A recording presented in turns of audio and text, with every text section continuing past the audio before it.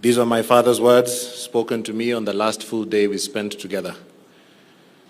I just come back from Bilbao in Spain, where I was attending a conference. And I came back with a hat, an authentic Spanish hat that they wear during bullfighting competitions there. So when I gave him the hat, I put it on his head, and he immediately said to me, "I feel like a bullfighter already." And then he went on to say, "Nobody can mess with me when I'm in my bullfighting hat." That was the Chebukati you knew, and that was the Chebukati the world knew. A man you couldn't mess with. But through my eyes and through the eyes of the family members seated here, you will see him as simply the best father, husband, brother that you could ever have.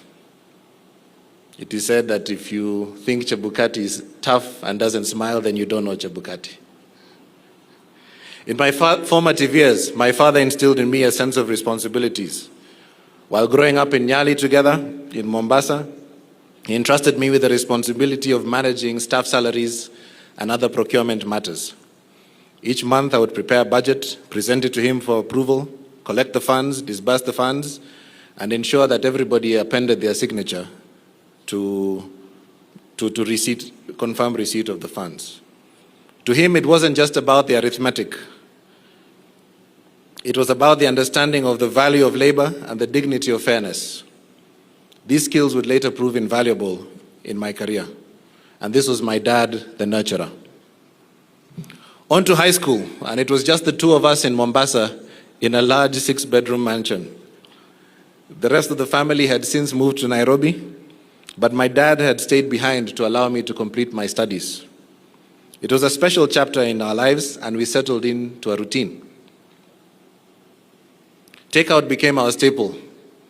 Monday tulikuwa tunakula mabakio ya Sunday. Tuesday tunakula terrific Tuesday pizza, the one that comes on offer. Wednesday there was tikka at the golf club. We would go and do takeout there. Eventually we realized that this is unsustainable, and we decided to teach ourselves how to cook. He would occasionally bring back mudfish from South Coast, where he had a client, and I would experiment to try and make this fish taste nice. For those who know mudfish, perhaps Speaker, you might know, it is quite frankly the most horrible fish you can ever eat in this world. But together we made a meal out of it, and he would cook ugali and I would cook the fish. But the point was never the meals. The point was the conversations that we shared over dinner every night.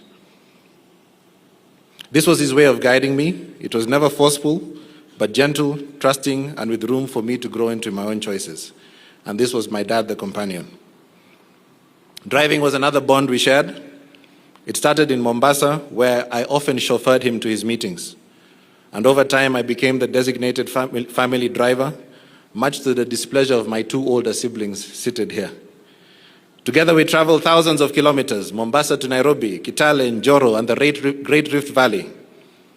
He was always in the passenger seat, guiding me with his steady voice.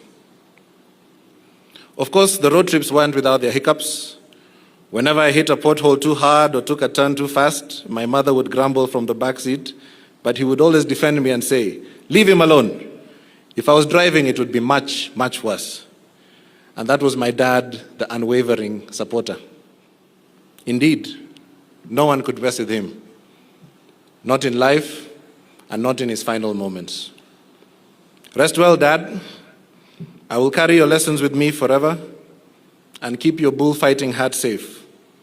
A symbol of the wisdom you wore so effortlessly, the strength you carried with quiet dignity, and the path that you charted for me to follow.